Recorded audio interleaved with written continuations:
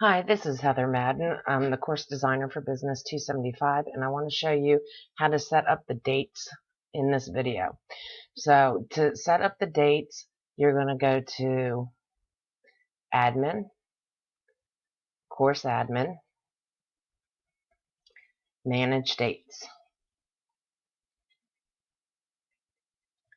Under Manage Dates, you'll see there's no dates here.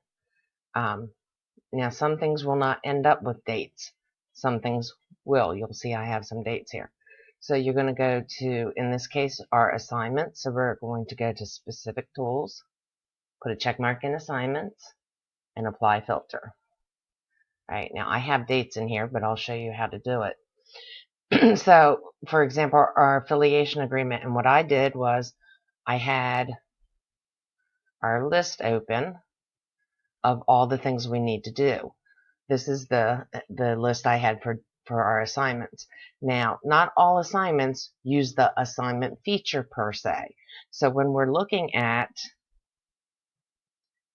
this list, it's using the assignment feature, and that's different. So, for example, the very first assignment is the assignment where students have to introduce each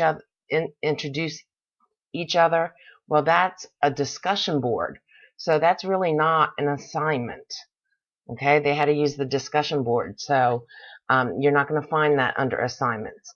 And then there are some assignments where they really weren't using the assignment feature. They're just uploading something, and we called it an assignment for them, but it did not use the assignment feature. So when you work on this list, you're going to have to mark things off as you do them, and you will have some things left over at the end. So let's just go ahead and what I did was I sorted them alphabetically. So I highlighted the list. I went to Sort,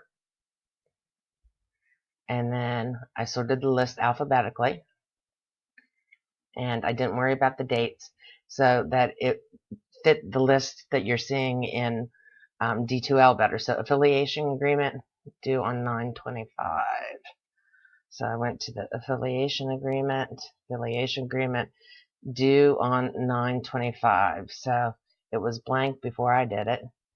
I made a due date 9/25 at 5 p.m. Now, there's a difference between the due date and the end date. The due date is when the student must submit it by. The end date, if you include an end date, it's going to disappear and the student will no longer see it. So you want to make sure that you don't put end dates on things like reading assignments. So, because you want them to be able to go back and refer to that reading. So, for example, read the career portfolio guidelines, the material in that folder. I want them to always be able to go back and read that material. So since I want them to always be able to go back and read that material, I don't want to put an end date on there. Okay, I just want to put a due date on there. And there's really nothing they're submitting to us for that anyway. But I do want them to read it, and I do want them to see a due date on that. So I put a due date on that, but I don't put an end date on that.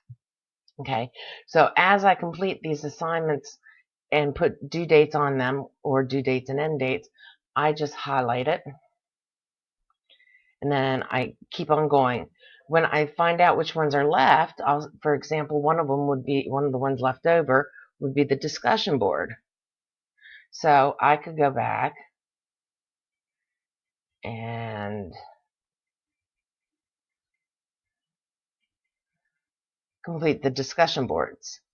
Now, there may be some that don't fit, so I would go to Content.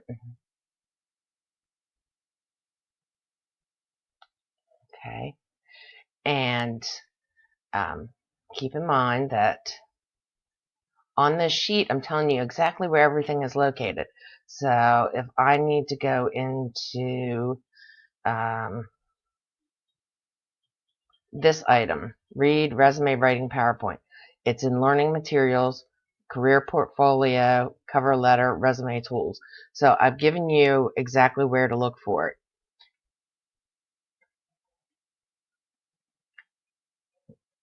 So we will go to content, learning materials, career portfolio, etc. Okay. Once you get to the last ring of where you're working, the last round of where you're working, you choose bulk edit, and then you're able to give due dates and end dates to any of these items. Okay. If you don't see it, you just click on it, and you can give it a due date. Okay, see, I can add dates here. I did not give this dates, but I could if I so chose. Okay. And that's how you do due dates and end dates. If you have any questions, just let me know.